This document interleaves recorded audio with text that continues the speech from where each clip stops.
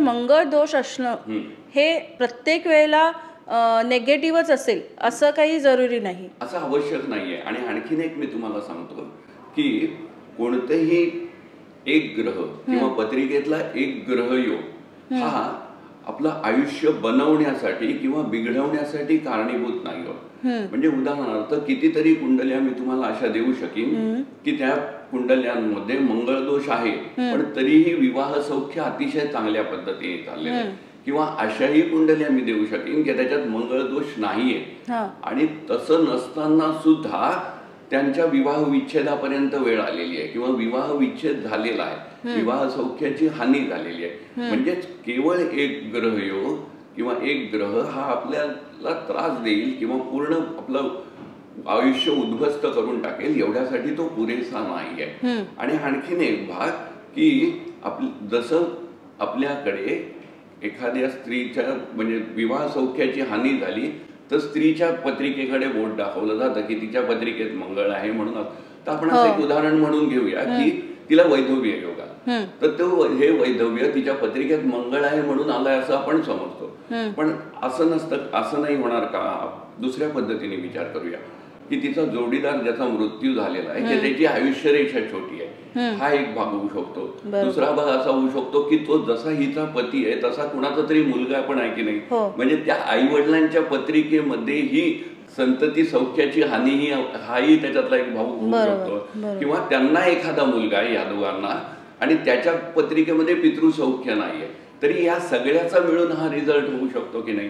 म्हणजेच की जो आपल्याकडे परंपरागत विचार चालू आहे त्याचा दुसऱ्या बाजूने पण आपण विचार केला पाहिजे की ती जी कोणी व्यक्ती गेलेली आहे जिच्या बाबतीत दुर्घटना झालेली आहे ती जशी कुणाची तरी पती आहे तशी कुणाची तरी कुणाचा तरी तो मुलगा आहे, कुणाचे तरी ते वडील आहेत आणि त्या सगळ्यांच्याही पत्रिकेमध्ये हे योग दिसले पाहिजेत की नाही.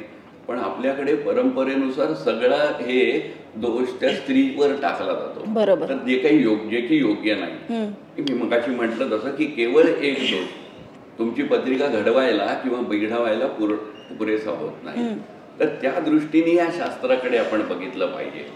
सो असं ऐकण्यात येतं की एका मुलाच्या किंवा मुलीच्या कुंडलीमध्ये मंगळ दोष असेल तर त्याला जो जोडीदार आपण निवडत असतो त्याच्याही कुंडलीमध्ये मंगळ दोष असायला पाहिजे असं काही आवश्यक आहे का? कसं आहे की आपण जर तत्वांच्या यांनी विचार केला कारण हे सगळं चराचर सृष्टी पंचतत्वांनी बनलेली आहे त्याच्यामुळे प्रत्येक ठिकाणी तत्वाचा विचार हा झालाच पाहिजे.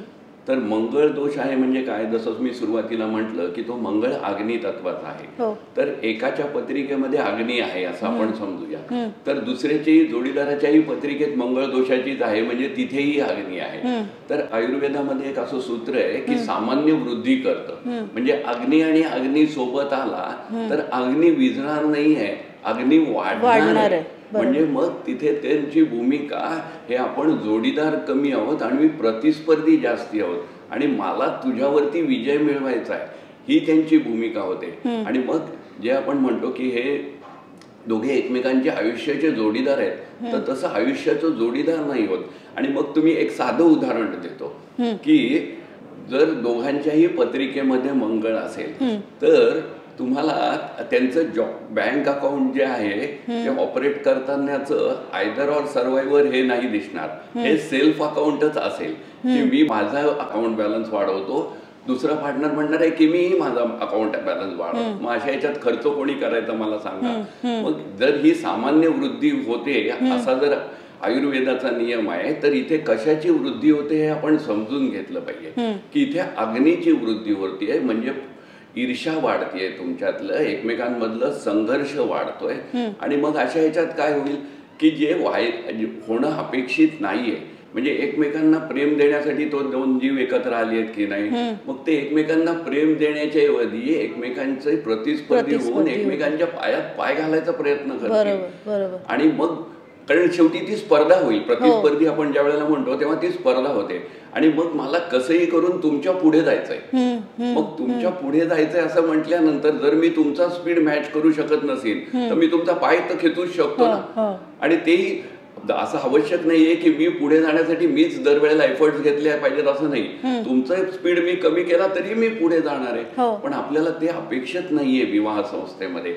विवाह संस्थेमध्ये जी आपण विवाहाच्या वेळेला संस्काराच्या वेळेला आपण जी शपथ घेतो ती धर्मेच अर्थेच कामेच नाती चरामी असं म्हटलेलं आहे. म्हणजेच धर्म अर्थ काम आणि मोक्ष हे जे 4 पुरुषार्थ सांगितलेले आहेत त्याच्यापैकी मोक्ष बाजूला ठेवला, पण धर्म अर्थ आणि काम हे 3 पुरुषार्थ आम्ही दोघेही सोबत इथून पुढचा काळ सोबत घालू ही त्याच्या पाठीमागची संकल्पना आहे. आणि मग जर ती संकल्पना योग्य आहे असं आपण धरलं तर ती स्पर्धा न होता ते साहचर्य झालं पाहिजे. म्हणजे सोबतीने एकमेकांच्या हातात हात घालून आपण आपला गोल अचीव्ह करूया, आपलं ध्येय मिळवूया, हा त्याच्या पाठीमागचा अर्थ आहे. नाहीतर तुम्ही बघा की फक्त एकाच ठिकाणी आपल्याला म्हणजे आयुष्य हे करण्यासाठी एका जोडीदाराची कायम आपल्याला मदत लागते.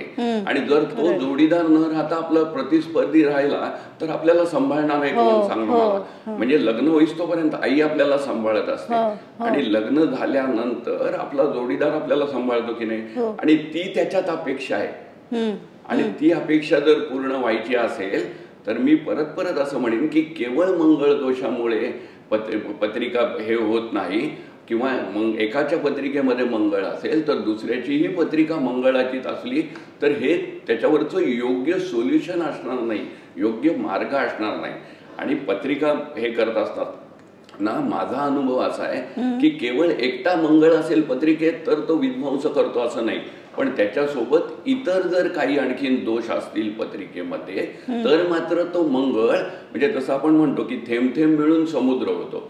जर विवाह सौख्याची हानी व्हायची असेल तर इतर योगांबरोबरही इतर कारणांबरोबरच हा मंगळदोष हे एक कारण जर असेल तर ते त्याच्यामध्ये भर घालेल. पण केवळ एकटा मंगळदोष आहे तर पूर्ण विस्फोट झालाय असं मला तरी अनुभवाला आलेलं नाही.